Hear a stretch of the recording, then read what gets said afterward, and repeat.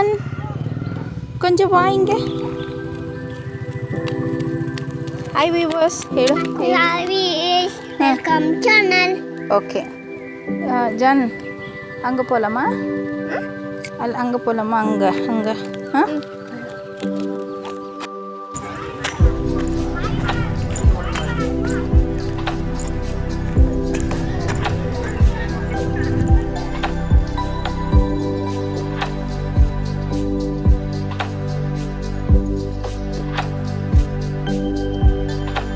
ಇದೇನು ಜಾನ್? ಹಾಂ ಅಯ್ಯೋ ಪಿಚ್ಚಿಟ್ಯಾ ಜಾನ್? ಅದೇನದು ಕನ್ನಡದಲ್ಲಿ ಹೇಳು. ಅದೇನು ಕನ್ನಡದಲ್ಲಿ ಏನು ಗೊತ್ತಾ? ಇಲ್ಲಿ ನೋಡಿಲಿ, ಮೆಣಸಿನಕಾಯಿ ಹೇಳು. ಮೆಣಸಿನಕಾಯಿ. Hi viewers, welcome back to my channel village life with ಕೃಪಾ.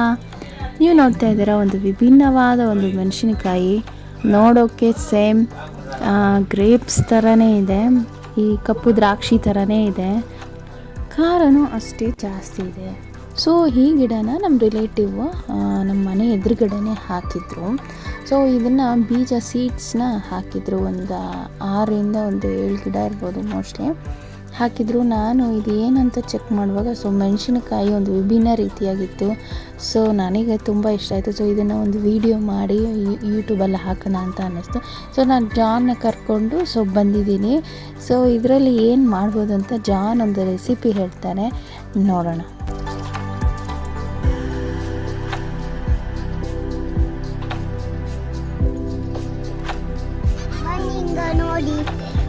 ಏನು ನೋಡಬೇಕು ಜಾನ್? ಏನಿದು ಜಾನ್? ಇದೇನಿದು? ಗ್ರೇಪ್ಸ್ ಅಲ್ಲ ಜಾನ್, ಅದು ಮೆಣಸಿನಕಾಯಿ ಹೇಳು. ಒಳಗಲ್ಲ என்னென்ன பண்ணணும் சொல்லு. பண்ணுறாங்க இது என்ன சாப்பிட்டீங்களா? என்ன சாப்பிட்டீங்க? இது என்ன காயா இருக்கு ஜான்? இங்கே இது என்ன காயா? உழுந்துட்டியா? எப்படி உழுந்துட்ட ஜான்? அப்படியா? ஓ பிட்புட்டಂತೆ ஜான். மிளகால எது பூவாக்கு என்னென்ன பூவாக்கெல்லாம் மிளகா போடுறாங்க சொல்லு. தயிர் போட்டு கலக்கி சோறு பூவா சாப்பாடு. எது? மிளகா. இந்த மிளகாவா? அப்புறம் தயிர் போட்டு சோறு போட்டு மிளகா போட்டு அப்புறம் சீக்கிரம் சொல்லு ஜான். ಉಪ್ಪು. ವಿವರ್ಸ್ ಕೇಳಿಸ್ಕೊಳ್ಳಿ, ಇದರಲ್ಲಿ ಏನು ಮಾಡಬೇಕು ಅಂತ ಜಾನ್ ಹೇಳ್ತೀನಿ. ಫಸ್ಟು ಮೊಸರು ಹಾಕ್ಬೇಕಂತೆ, ಅದಕ್ಕೆ ಸ್ವಲ್ಪ ಅನ್ನ, ಅದಕ್ಕೆ ಸ್ವಲ್ಪ ಮೆಣಸಿನ್ಕಾಯಿ, ಆಮೇಲೆ ಉಪ್ಪು. ಆಮೇಲೆ ಜಾನ್ சரி ஓகே. பூவா ரெடியா? எப்படி சாப்பிடணும் ஜான்? அது இது எடுத்துமா, இரு நைஃப்பில் கட் பண்ணி காமிக்கலாவா ஜான்? சாக் எங்கே இருக்கு? வாப்பா. ஐயோ உன்னால முடியாது. கீழே வை. கட்டிங்கெல்லாம் நான் தான் ஜான்.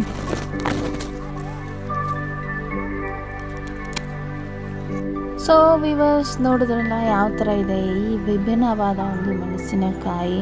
ಸೊ ಈ ಮೆಣಸಿನಕಾಯಿ ನಿಮಗೆ ಇಷ್ಟ ಆಯಿತು ಅಂದ್ಕೊತೀನಿ. ಸೊ ವಿವರ್ಸ್ ಇನ್ನೊಂದು ಗಿಡನ ತೋರಿಸ್ತೀನಿ ನೋಡಿ. ಇದನ್ನು ಆಸ್ತಮಾ ಸಸ್ಯ, ಆಸ್ತಮಾ ಪ್ಲ್ಯಾಂಟ್ ಅಂತಲೂ ಕರೀತಾರೆ. ಸೊ ಇದನ್ನು ಬಳಸೋದ್ರಿಂದ ಬಾಯಲ್ಲಿ ಹುಣ್ಣುಗಳಾಗಿರುತ್ತಲ್ಲ, ಕೆಲವೊಬ್ರಿಗೆ ಗಾಯ ಆರೋದೇ ಇಲ್ಲ. ಇದನ್ನು ಹಾಗೆ ಹಸಿದಾಗೆ ನಾವು ಚೀವ್ ಮಾಡಿ ತಿನ್ನೋದ್ರಿಂದ ಇದ್ರ ಸೇಮ್ ರಾಗಿ ತೆನೆ ಥರನೇ ಇರುತ್ತೆ ಟೇಸ್ಟ್. ಇದನ್ನು ತಿನ್ನೋದ್ರಿಂದ ಬಾಯಲ್ಲಿರೋಂಥ ಹುಣ್ಣು ವಾಸಿ ಆಗುತ್ತೆ.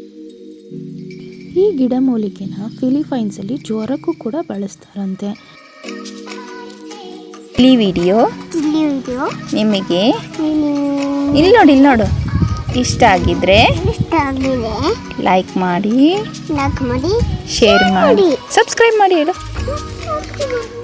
Okay friends, thanks for watching. Next ವಿಡಿಯೋದಲ್ಲಿ ನಾನು ಜಾನು ನಿಮ್ಮನ್ನು ಮೀಟ್ ಮಾಡ್ತೀವಿ. ಬಾಯ್.